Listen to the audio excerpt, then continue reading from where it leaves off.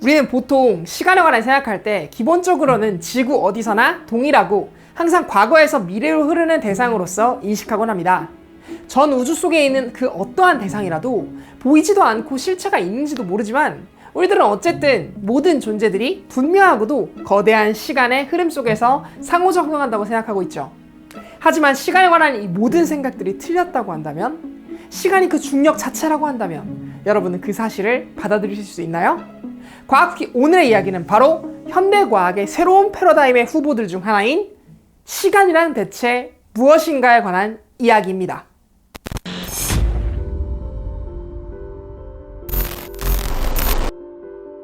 여러분들과 함께 아주 간단하게 접근할 수 있는 것부터 시작해 보도록 하겠습니다. 시간은 높은 산에서 더 빠르게, 그리고 낮은 평지에서는 더 느리게 흐릅니다.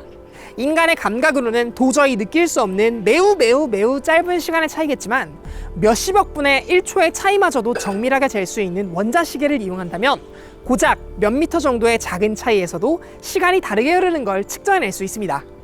그런데 대체 높은 곳에서와 낮은 곳에서의 시간의 흐름 차이는 왜 발생하는 걸까요? 기압이나 여타 다른 조건들이 시계를 고장이라도 낸 걸까요? 눈으로 보기 전에 현상을 이해할 수 있는 능력은 과학을 하는 사람들이 꼭 필요로 하는 과학적 방법들 중 하나입니다.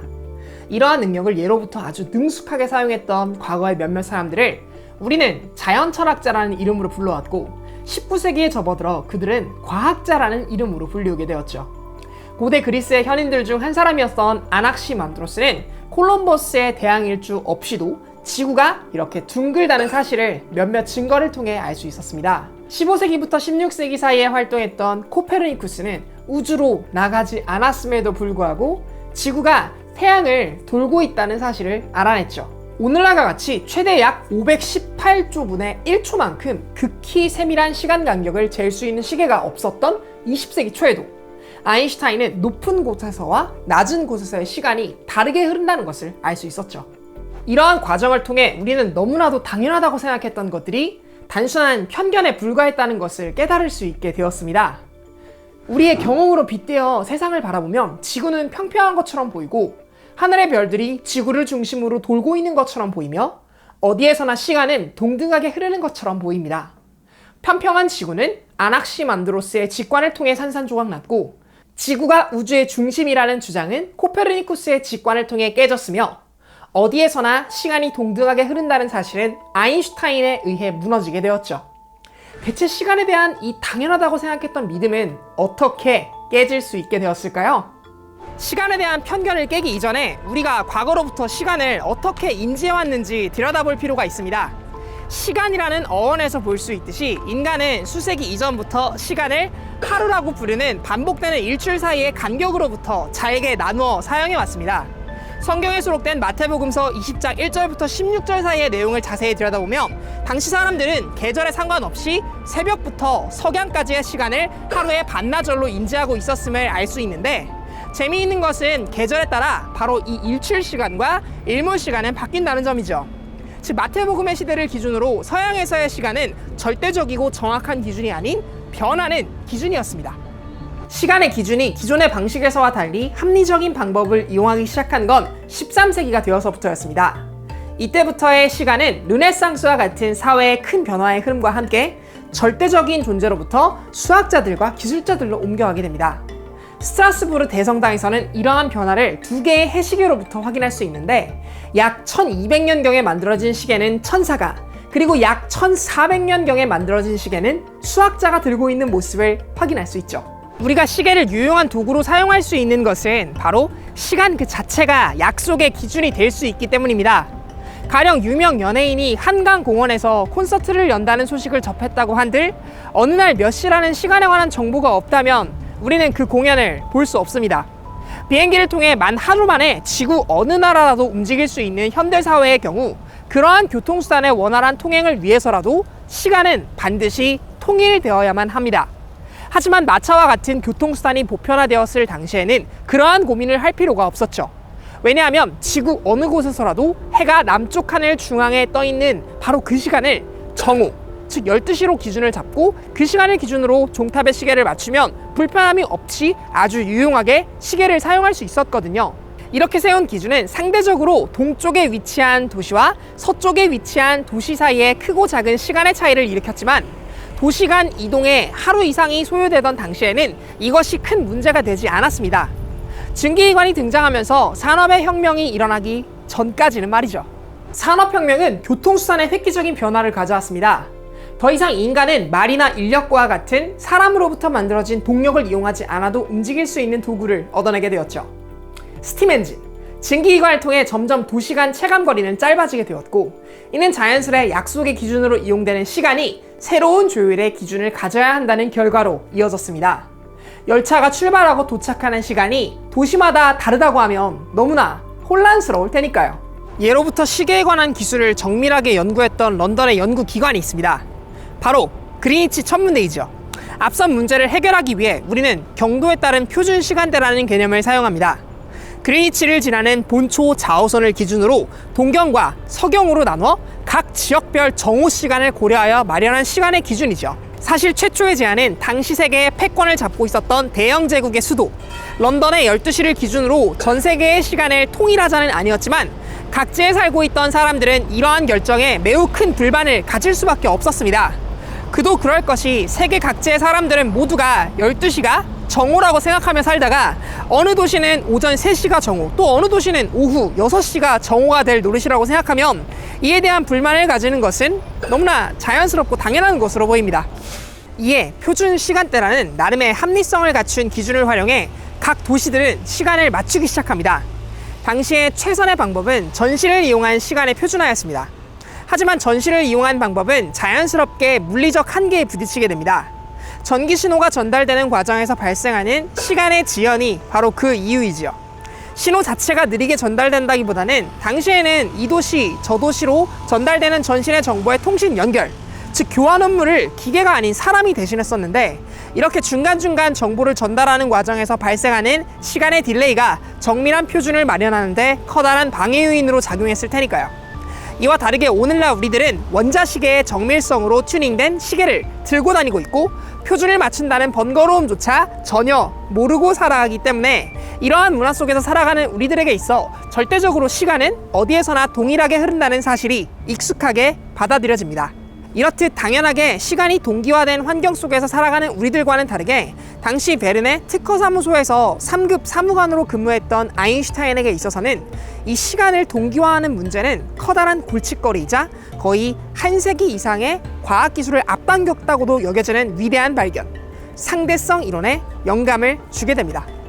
16세기 후반 과학혁명이 최대의 업적을 일궈낸 자연철학자가 있습니다.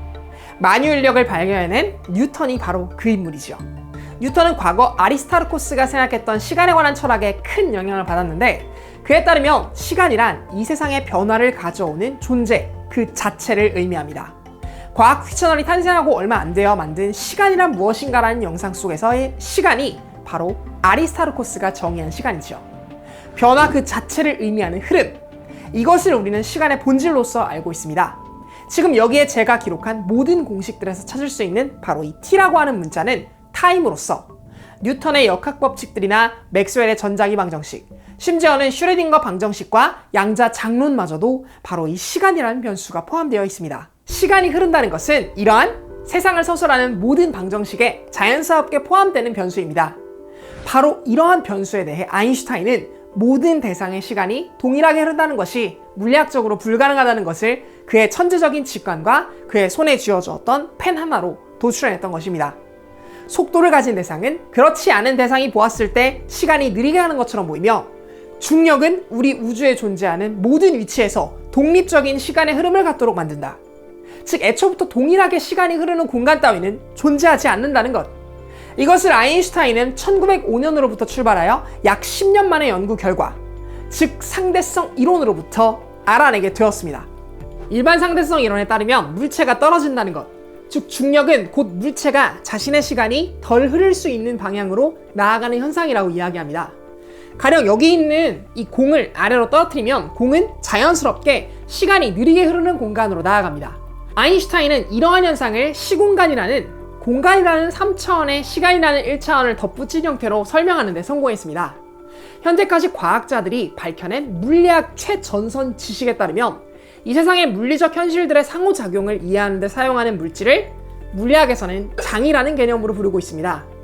딜렉의 장은 우리의 몸이나 물질들을 이루고 있는 원천으로, 전자기 장은 빛을 통해 전기 모터를 회전시키거나 나침반의 바늘을 북쪽으로 돌리는 힘들의 원천으로서 이해되고 있으며, 앞서 보여드린 바로 이러한 모습, 즉 떨어지는 힘의 원천인 중력장도 있습니다. 현대과학에서는 바로 이 중력장을 시공간의 일부로 보고 있습니다. 즉 시간의 본질은 바로 중력이라는 힘의 근원, 그 자체의 요소라는 의미가 되는 것이죠. 시간이 곧 중력이라는 힘의 근원이라니, 단순히 변화를 나타내는 요소가 중력 그 자체를 나타낸다는 사실은 정말 우리의 사고를 기묘하게 만드는 것 같습니다. 그런데 기묘할 새도 없이 시간에 관한 또 다른 의문을 품어볼 수 있습니다. 시간은 왜 항상 과거로부터 미래로 흐르는 걸까요? 이 지극히 당연한 흐름에 대해 물리학적으로 유일하게 답을 줄 수 있는 영역은 놀랍게도 열의 흐름을 연구하는 학문, 열역학입니다. 사디 카르노로부터 출발해 열의 흐름을 설명하고자 했던 학문인 열역학으로부터 우리는 그의 책인 불의 동력에 관한 고찰에서 알 수 있듯 열은 높은 곳에서 낮은 곳으로 흘러간다는 것을 알 수 있습니다. 이러한 지식이 예리한 관찰력을 가진 프로이센의 과학자로 전달되게 되면서 한 문장의 지식이 덧붙여지게 됩니다. 열은 차가운 물체에서 뜨거운 물체로 이동할 수 없다. 단순하지만 너무나 명쾌했던 이 설명은 시간이 어떻게 흘러가는지에 관한 이정표를 제시해줍니다. 과거와 미래는 반드시 열이 있는 곳에서만 구분됩니다.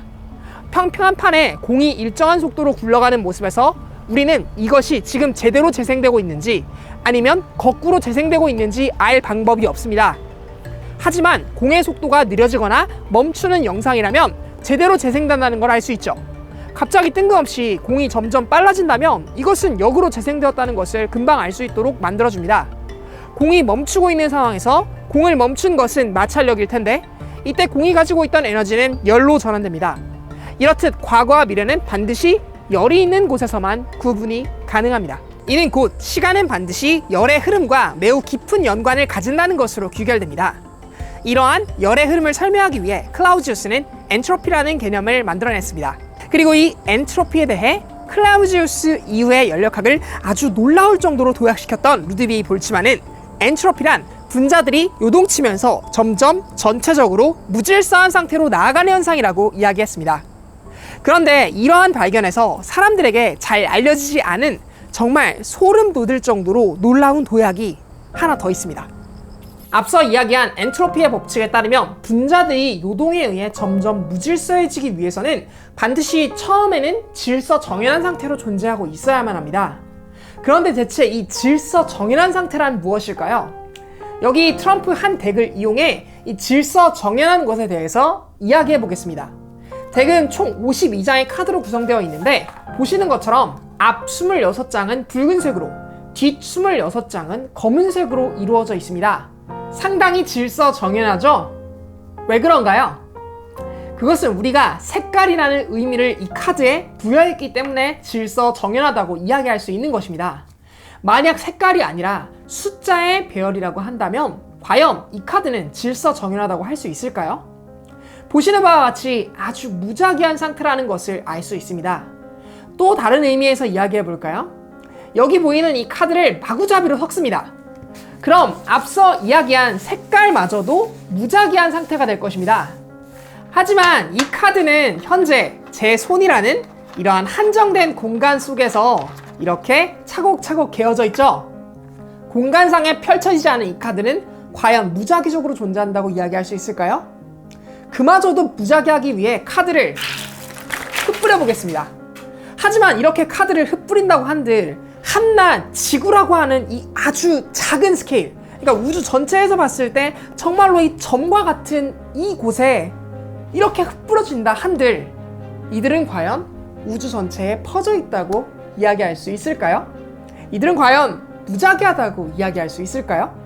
볼츠만은 이를 이용해 엔트로피가 존재할 수 있는 이유에 대해서 설명합니다. 엔트로피가 존재할 수 있는 이유는 바로 우리가 세상을 아주 희미하게 설명하기 때문이라는 것입니다. 카드의 색깔이라거나 카드에 기록된 숫자 혹은 공간상에 어떻게 분포하는지 등은 대상을 이루고 있는 전체를 우리가 희미하게 바라보았을 때만 의미를 갖습니다. 통계적으로만 의미를 갖는 대상. 볼츠만은 이렇듯 통계적으로 대상을 인지하여 그 대상을 희미하게 설명하기 때문에 엔트로피의 방향이 존재할 수 있다고 보았습니다.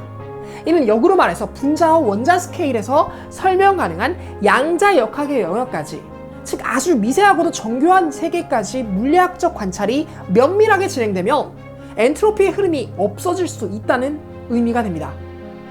엔트로피가 없어진다는 것, 그렇습니다. 즉 과거와 미래의 흐름이 존재하지 않는다는 그러한 의미가 되는 것이지요. 과거와 미래의 차이가 없어지는 공간, 즉 시간의 흐름이 존재하지 않는다는 의미인 것입니다. 이는 엄청나게 소름 돋는 결론으로 우리의 사고를 이끌게 될 수 있습니다. 내가 정말 수십억 분자들이 어떻게 춤을 추는지 정확하게 관찰할 수 있고 이것을 우리가 파악할 수만 있다면, 그렇다면 미래와 과거가 똑같이 펼쳐지게 되는 걸까? 정말 볼츠만이 이야기했던 것처럼 과거와 미래 사이에는 본질적으로 차이가 존재하지 않는 걸까? 라는 기묘하고도 받아들이기 힘든 사실이 말이죠. 아주 저명한 물리학자가 있습니다. 그가 연구하는 분야는 바로 양자중력이론, 루프 양자중력 또는 루프 이론을 통해 블랙홀과 같은 기묘한 천체에서 진행되는 시간의 상대성을 설명하고자 합니다. 그는 시간조차도 양자화될 수 있다고 생각하고 믿고 있으며 그러한 믿음을 통해 시간을 새롭게 정의하고자 시도하고 있습니다. 양자역학은 우리에게 세 가지 속성을 던져줍니다. 입자성과 불확정성, 그리고 앙상블이 그것들이죠. 이 세 가지 특성이 시간의 간격에서 존재하는 가장 작은 단위, 즉 플랑크 시간이라는 아주 짧은 순간까지 진행되게 된다면 우리는 시간의 양자화는 물론 시간의 양자 중첩, 앙상블까지 확인할 수 있다고 그는 주장하고 있는 것이죠. 현대 물리학의 패러다임 속에서 우리가 직관적으로 굳게 믿고 있었던 시간이라는 존재의 본질은 기존의 우주를 바라보던 고대인들이 마치 별들과 행성들이 지구주위를 돌고 있다고 자연스럽게 생각할 수 있었던 것처럼 너무나 당연하게 받아들였지만, 그것이 아님을 수많은 과학자들을 통해 우리는 알 수 있었습니다. 시간은 유일하지도 않고 방향도 정해져 있지 않으며 심지어는 양자화까지 될 수 있다는 사실은 우리를 너무나 설레게 합니다. 과연 시간이란 무엇일까요? 이는 우리 과학사회가 앞으로도 짧다면 짧을 수도 길다면 길 수도 있는 시간이라는 존재 속에서 해결해야 할 아주 놀랍고도 신비한 미스테리가 아닐까요? 과학 쿠키였습니다. 감사합니다. 안녕하세요. 달콤한 과학의 이야기를 재미있게 만들어가는 과학 커뮤니케이터 과학 쿠키입니다. 이번 제 채널의 에피소드가 마음에 드셨거나 앞으로도 과학에 관한 이야기를 계속해서 받아보고 싶으시다면 구독과 알림 설정을 꼭 부탁드릴게요. 여러분 모두의 소중한 시청이 과학 쿠키 채널을 운영하는 큰 힘이 됩니다. 또한 이 채널의 성장과 발전에 동참하고 싶으신 분들께서는 아래 설명란에 있는 링크 또는 구독 버튼 옆에 있는 멤버십 구독을 이용해 과학 쿠키 채널을 후원해주세요. 바로 이곳에 멤버십 구독을 하신 모든 분들의 아이디를 남겨드리는 것은 물론 영상 제작 비하인드 스토리 등의 소소한 영상들을 특전으로 만나보실 수 있답니다. 특별히 이 영상은 카를로 로벨리의 신간 시간은 흐르지 않는다라는 도서의 내용을 바탕으로 과학쿠키스럽게 재구성하여 제작된 영상입니다. 저자는 이 도서 안에서 시간이란 대체 무엇인지, 그리고 양자중력이라고 하는 것은 무엇인지를 재미있고 현대과학적인 의미를 부여하여 풀어주고 있습니다. 물리학을 전공하지 않은 사람이라도 쉽게 읽을 수 있도록 이 책 전반에 걸쳐서 물리학 공식은 단 하나밖에 나오지 않고 쉬운 비유와 적절한 예시를 들어서 시간이란 무엇인지, 그리고 양자중력이라는 것은 무엇인지에 관해서 하나하나 설명하고 있는 책입니다. 이 책을 통해서 평소에 시간이란 무엇인지 궁금했던 분들, 또는 아인슈타인의 상대성 이론이 왜 시간이 다르게 흐르는지에 대해서 궁금했던 분들, 그리고 또는 현재 최신 과학이 말하는 시간이란 무엇인지에 관한 연구의 방향 등이 궁금하신 여러분들이라면 이 책을 꼭 사서 읽어보시길 추천드릴게요. 자, 오늘도 시청해주셔서 너무 감사드리고요. 전 또 다음 영상으로 여러분들을 찾아뵙도록 하겠습니다. 언제나 그랬듯 과학을 쿠키처럼.